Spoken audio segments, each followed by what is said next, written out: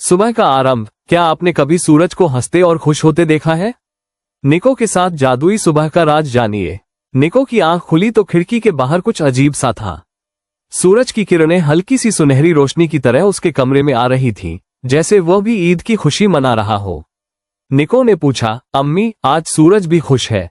अम्मी मुस्कुराई और बोली, हाँ बेटा, हर चीज ईद की खुशी में झूम रही है। निको ने जल्दी से उठकर घर के अंदर हर जगह देखा, पर सब कुछ तो वैसा ही था। मगर दिल में एक जादू सा था, जैसे आज कोई खास दिन है। वो जानना चाहता था कि ईद उल अजहा की यह खास सुबह उसके लिए क्या लेकर आई है। बाहर निकलकर वो महसूस कर रहा था कि हवा में भी खुशबू है, जो किसी कहानी का पहला पन्ना खोल रही हो। निको ने दिल ही दिल में कहा, आज मैं कुछ नया सीखूंगा। निको ने नहलाने के लिए पानी खोला और अचानक उसे लगा कि पानी भी उससे बात कर रहा है। निको, आज तुम्हें साफ और पवित्र होना है ताकि तुम्हारी ईद पूरी हो सके। पानी की यह आवाज सुनकर निको हैरान रह गया। वो तो सिर्फ रोजाना की तरह नहलाना चाहता था, लेकिन आज पानी में कुछ जादू था। उसने दिल से नहा किया, जैसे वो पानी के हर बूंद को अपनी खुशी में शामिल कर रहा हो। नहलाने के बाद निको ने देखा कि उसका चेहरा चमक रहा है और दिल में एक सुकून था जो उसने कभी महसूस नहीं किया था। अम्मी ने बताया, घर की सफाई और नहलाने से दिल भी साफ होता है और ईद की खुशियां बढ़ जाती है। निको ने महसूस किया कि पवित्रता सिर्फ शरीर की नहीं, बल्कि दिल की भी होती है और यही असली ईद की तैयारी है। निको के कपड़ों की मजेदार बातें सुनो। निको ने अलमारी खोली तो उसके कपड़े भी जैसे जिंदा हो गए थे। कमीज ने कहा, मुझे पहले इस्त्री करो, और मोजे बोले, हमें साफ और खुशबूदार बनाना मत भूलना। निको हैरान रह गया, लेकिन अम्मी ने कहा कि ईद की खुशी दिल से आती है और कपड़े भी उस खुशी को महसूस करते हैं। निको ने बड़े प्यार से अपने कपड़े तैयार किए, खुशबू लगाई और आईने के सामने घूमकर खुद को देखा। उसे लगा जैसे आज वो सबसे खास लड़का है। कपड़ों की फुसफुसाहट सुनते हुए उसने दिल में कहा, ईद की खुशी कपड़ों से नहीं, दिल की पवित्रता से आती है। वो बहुत खुश था कि आज का दिन सिर्फ ईद नहीं, बल्कि एक नई उम्मीद की शुरुआत था। निको मस्जिद पहुंचा जहां लोग नमाज पढ़ने आए थे।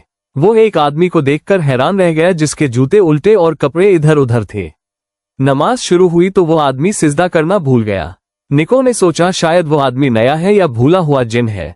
वो उसे धीरे से समझाने लगा कि नमाज कैसे पढ़नी है। इमाम साहब ने हंसते हुए कहा, सबको सीखना होता है, बस दिल से नमाज पढ़नी चाहिए। निको ने उस आदमी का हाथ पकड़कर नमाज में मदद की और उसके चेहरे पर खुशी देखकर उसे एहसास हुआ कि ईद सिर्फ इबादत का नाम नहीं, बल्कि सबके साथ मोहब्बत और मदद का दिन है। उस दिन निको ने सीखा कि दुआ में दिल की पवित्रता और मोहब्बत का बड़ा हिस्सा होता है। कुर्बानी की तैयारी। निको अपनी बकरी चुन चुन के पास गया।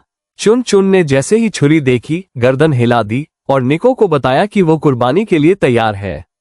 निको के दिल में एक अजीब सा दर्द था, क्योंकि चुन चुन उसका प्यारा दोस्त था। लेकिन अब्बू ने समझाया कि कुर्बानी खुदा की खुशी के लिए होती है और यह मोहब्बत का एक नया तरीका है। निको ने चुन चुन को गले लगाया और कहा कि वो हमेशा उसके दिल में रहेगी। चुन चुन ने भी अपनी आखिरी मुस्कुराहट दी, जैसे कह रही हो, मैं खुश हूं कि तुमने मुझे समझा। ये लम्हा निको की जिंदगी का सबसे खास लम्हा था, जिसने उसे कुर्बानी के असली मतलब से रूबरू कराया। कुर्बानी के बाद गोश्त की बंटवारा का समय आया। निको ने गोश्त के टुकड़े पकड़े तो अचानक एक टुकड़ा छलांग मारकर बोला, मुझे फकीर चाचा के पास जाना है, और दूसरा टुकड़ा बोला, मुझे नानी के लिए ले जाओ। निको हैरान रह गया कि गोश्त भी बात कर रहा है। अम्मी ने बताया कि जब नीयत साफ हो तो चीजें खुद अपना रास्ता बताती हैं। निको ने खुशी खुशी गोश्त बांटा, हर घर जाकर दुआ की। उसे लगा कि कुर्बानी की असली खुशी उसी में है कि हम दूसरों के साथ खुशियां बांटें। उस दिन निको ने समझा कि कुर्बानी का मतलब सिर्फ जानवर नहीं बल्कि दूसरों की मदद भी है। दावत और मेहमान नवाजी। अम्मी ने खास ईद का कोरमा बनाया जिसकी खुशबू पूरे मोहल्ले में फैल गई। पड़ोसी खुशबू की ओर खींचे चले आए और एक बिल्ली भी म्याऊं करती हुई प्लेट लेने आए। निको ने हंसते हुए कहा कि अम्मी का खाना मोहब्बत की खुशबू रखता है जो सबको अपनी तरफ खींचती है। मोहल्ले के लोग इकट्ठा हुए, मिलकर खाना खाया, हंसे और खुशियां बांटी। निको ने दिल में कहा कि ईद की असली खुशी मेहमान नवाजी और मोहब्बत में है। सबके चेहरों पर मुस्कान थी और निको का दिल भर आया। शाम को सारे परिवार वाले बैठे। दादी ने पुरानी बकरी की कहानी सुनाई जो कुर्बानी से पहले बच्चों को बताती थी, अगर तुम खुश हो तो मैं भी खुश हूँ। बच्चे ध्यान से सुन रहे थे। निको ने पूछा, क्या वो बकरी आज भी कहीं है? दादी ने मुस्कुराकर कहा, शायद तुम्हारे सपनों में आए। रात को निको ने सपना देखा कि चुन चुन उसके पास आई और बोली, जब तुम खुश होते हो तो मैं कहानी बन जाती हूँ। निको ने दिल में सोचा कि ईद सिर्फ एक दिन नहीं, ये खुशियाँ, मोहब्बत और यादों का सिलसिला है जो जिंदगी भर चलता है।